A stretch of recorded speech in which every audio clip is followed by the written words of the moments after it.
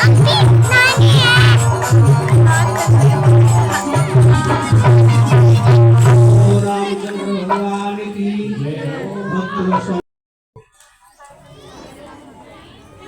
का प्रथम दिवस है।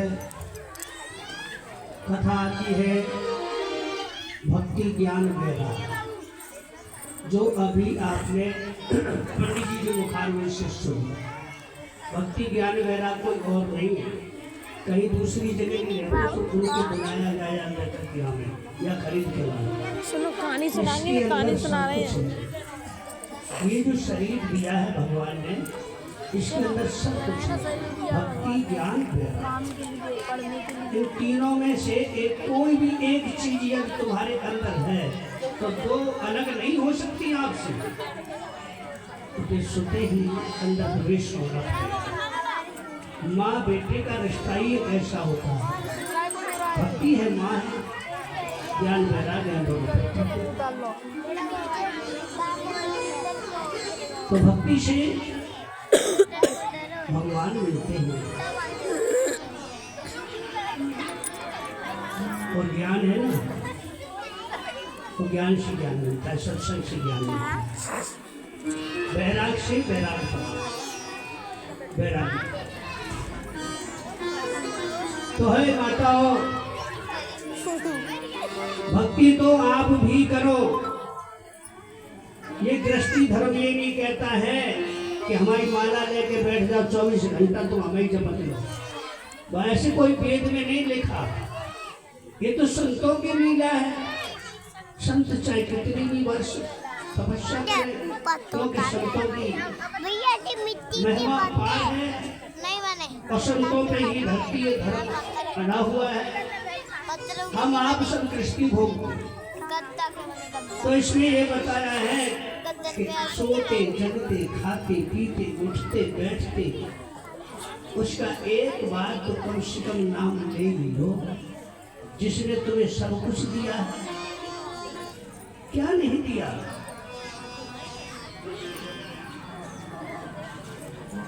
तो कोई कहता है जब सब कुछ भगवान का दिया हुआ, पैसा मकान इज्जत, फिर भी कहता है वो क्योंकि माया का मद हो गया। फिर उसे पूछा भाई क्या हाल है? अरे साहब मेरी मेहरबानी, भगवान ना मेरी मेहरबानी, मैंने मेहनत करी है तब जी मकान हुआ, मैंने पैसा कमाया हुआ तब जा मैं लगाया हुआ। भगवान को तो भगवान कहाँ है? अब यार मूर्ख है, ये पूछो। ऐसे कहने वाले मूर्ख को ये पूछो पगले को कि यदि भगवान की कृपा न होती तो तेरे पास ये संपत्ति ना थी। सब कुछ देने वाला, खाने जिवाने वाला, लेने देने वाला, उसे हम भूल जाएं तो फिर उसकी कृपा हो सकती है? दे करके भी क्षण में ले लेता है, उसका कोई पता नहीं, लेकिन जब देता है ना तो चमड़ी तक उधेड़ देता है। बोलो वृंदावन में हरि लाल की। ये सबसे प्रथम श्रीमद् भागवत महापुराण शुक्राचार यानी सर्वश्रेष्ठ कलयुग में आकर के श्री सूत जी महाराज रहे, तो संतों ने एकत्रित होकर के इस कलयुग के प्राणियों के उद्धार के बारे में पूछा कि महाराज अब सर्वश्रेष्ठ ज्ञानी महापुरुष आप ही है, कोई ऐसा उपाय बताओ जिससे कि हम सब प्राणियों का उद्धार हो। कैसे हो? तो श्री सूत जी ने कहा कि हे स्वर्ग का देखो, कलयुग में सबसे प्रिय, सबसे महान श्रीमद् भागवत महापुराण, जिसमें साक्षात भगवान श्री कृष्ण का स्वरूप है। ये कथा जो सुन रहे हैं, इसमें कथा भगवान श्री कृष्ण की ही लीलाओं का वर्णन है और उन्हीं की महिमा है, उन्हीं की कृपा है। जिसे हम बड़े भक्ति और भाव से श्रवण करते हैं। और ये कर मिलेगी आपको श्रवण करने के लिए। माताओं ध्यान दो, आप लक्ष्मी हो कि जब तुम आओ कथा सुनने के लिए, आज से कथा प्रारंभ हो गई और कथा ये 7 दिन तक चलेगी। 8वें दिन पे जाके पूर्णाहुति होगी। तो कथा श्रवण करने का ऐसे ही भाव बना लो कि कथा हमें जाकर के 12 बजे से श्रवण करनी है। घर के काम से निवृत्त होकर के 12 बजे तक सबको भोजन कराओ और 12 नहीं तो 12:30 बजे 12:30 बजे तक 1 बजे तक तो खा ही जाओ। तब तुम्हें कथा पूरी मिल जाएगी। और वह पूरी में से तुम्हें एका नाम है, दशहरा है, पांचवा नाम है, याद करके और घर में बाकी अर्पण कर लो तो तुम्हारे घर को भी ना पार। बोलो वृंदावन धारी लाल की। समझ में आ रही है भैया? मैं कह रहा हूँ समझ में आ रही है?